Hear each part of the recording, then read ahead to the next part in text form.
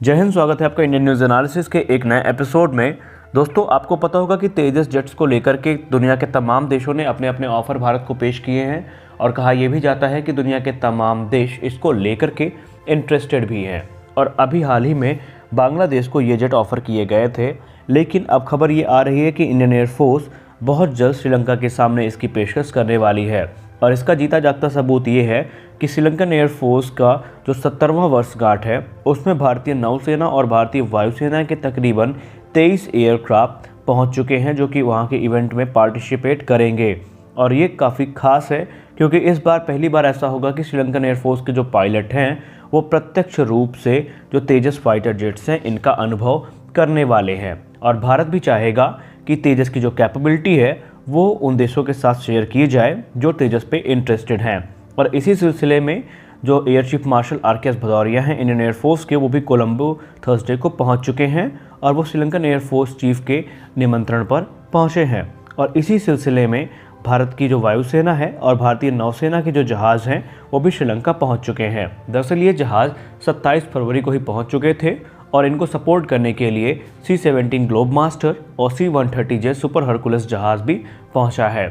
और इसमें जो मुख्य जहाज़ पहुंचे हैं भारत की तरफ से वो इंडियन एयरफोर्स की एरोबेटिक डिस्प्ले टीम, जिसमें सारंग जो हमारे एडवांस लाइट हेलीकॉप्टर्स हैं, सूर्य किरण जिसमें हमारे हॉक ट्रेनर्स हैं, और तेजस फाइटर जेट के अलावा तेजस का ट्रेनर वेरिएंट और डॉर्नियर मैरीटाइम पेट्रोल एयरक्राफ्ट भी पहुंचा है। ये श्रीलंका में जो होने वाला है उनकी एनिवर्सरी, उसमें फ्लाई पास्ट करेंगे और अपनी कैपेबिलिटी प्रदर्शित करेंगे। इसको लेकर के माना यह भी जा रहा है कि भारतीय वायुसेना और नौसेना की इन्वेंट्री के जो जहाज़ हैं वो वहाँ इसलिए भी पहुँचे हैं कि श्रीलंका के साथ जो अपनी मिलिट्री टाइज़ हैं उनको और मजबूत किया जाए, अपनी जो फ्रेंडशिप है उसको और ज़्यादा इन्हेंस किया जाए, साथ ही साथ जो आपसी साझेदारी है दोनों देश की नौसेना और वायुसेना के बीच उसको भी बढ़ाया जा सके। इंडियन एयरफोर्स चीफ ने ये कह दिया था पहले ही कि वो श्रीलंका के इन्विटेशन पर श्रीलंका पहुंच रहे हैं।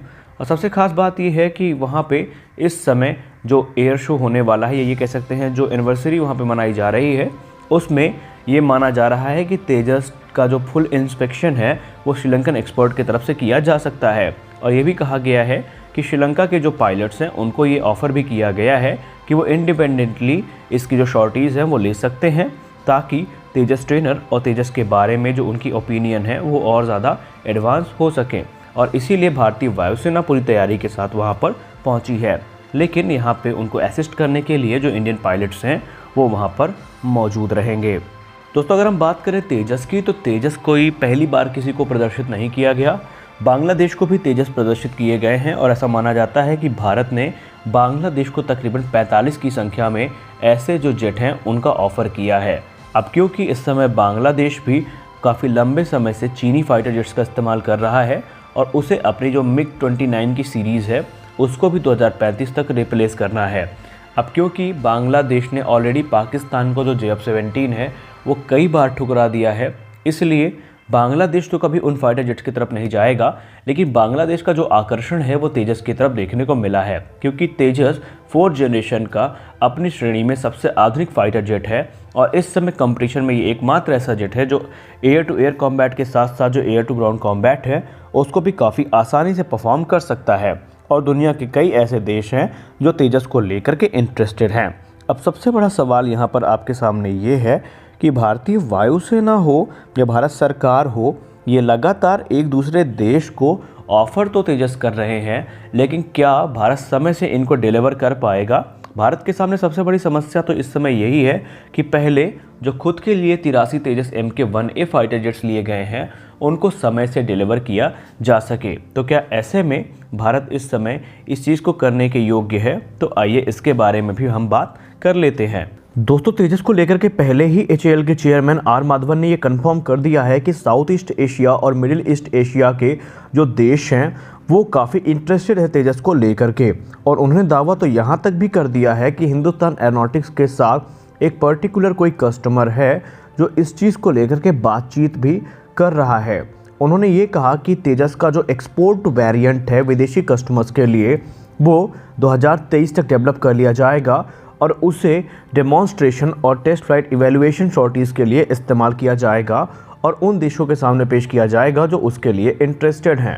उन्होंने कहा प्रेजेंटली 2 LSP तेजस और एक ट्रेनर को इस समय टेस्ट बेड के रूप में यूज़ किया जा रहा है, जो कि डेमोन्स्ट्रेशंस और फ्लाइट इवेल्युएशन शॉर्टीज़ के लिए इस्तेमाल किए जा रहे हैं और बेसिकली इनको उन देश के सामने रखा जाएगा जो इसको लेकर के इंटरेस्टेड हैं।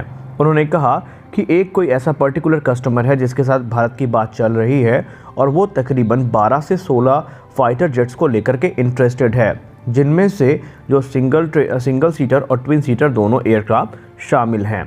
सबसे खास बात यह है कि उन्होंने ये कहा कि जो निगोशिएशन है वो कुछ महीनों में शुरू हो जाएगी और जो डील है वो 2 से 3 साल में फाइनल हो जाएगी।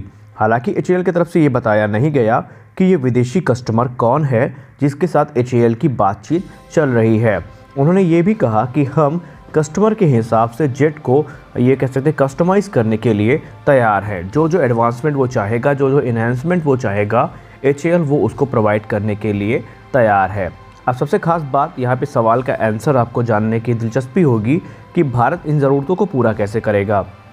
इसका सीधा जवाब HAL की तरफ से ये दिया गया कि नासिक डिवीज़न, जो कि अभी तक सुखोई 30 MKI फाइटर जेट्स को मैन्युफैक्चर करती थी, अब वो तेजस के जो एक्सपोर्ट वेरिएंट है उनको मैन्युफैक्चर करेगी।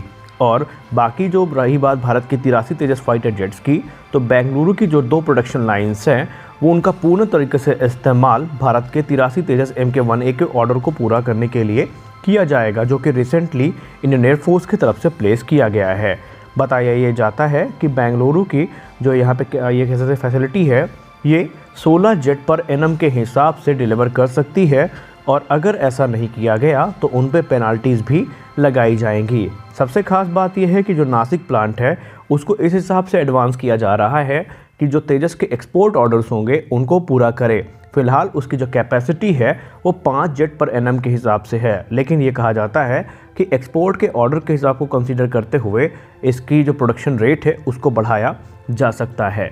अब यहाँ पे जो तेजस एयरक्राफ्ट का एक्सपोर्ट वेरिएंट होगा वो पूरी तरीके से MK1 प्लेटफॉर्म पर बेस्ड होगा, जो कि कस्टमाइज़ किया जाएगा रिक्वायरमेंट के हिसाब से। यानी कस्टमर जो भी उसमें अपनी ज़रूरत के हिसाब से ये कह सकते हैं कि एडवांसमेंट करवाना चाहता है वो उसमें किया जाएगा।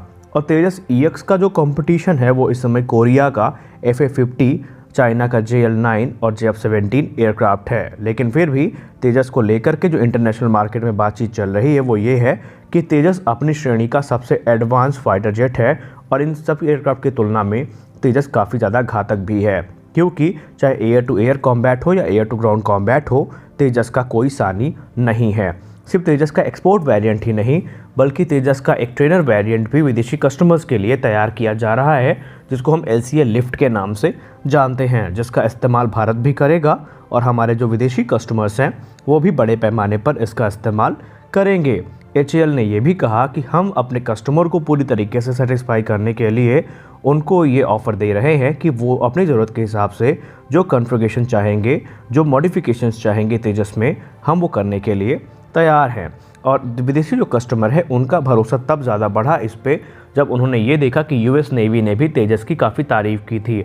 दरअसल तेजस का जो एक नेवल प्रोटोटाइप है NP5, वो इस समय US नेवी के एक RFI के जवाब में उसकी डिटेल वहाँ पर भेजी गई है, जिसको US नेवी ने काफ़ी अप्रिशिएट किया है।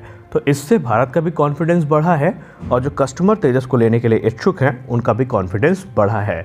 तो हम ये कह सकते हैं कि भारत इस समय चाहूँ और एशिया में अपनी जो पकड़ है वो बनाने की कोशिश में लगा है और निकट भविष्य में आपको एशिया में कई देशों के पास तेजस फाइटर जेट देखने को मिलेंगे। तो मिलते हैं अपने अगले वीडियो में, तब तक के लिए जय हिंद।